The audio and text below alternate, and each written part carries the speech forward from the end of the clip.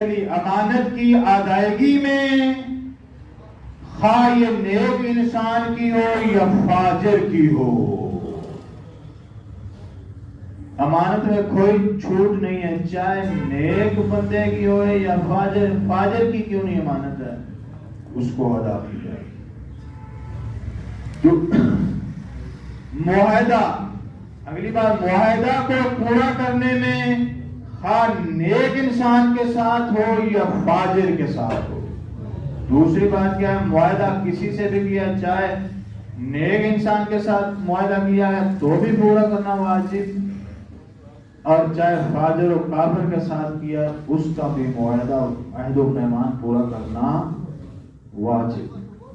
तीसरी बात, वालिदैन के साथ नेकी करने के बारे में खा वालिदैन नेक हो या फाजिर हो,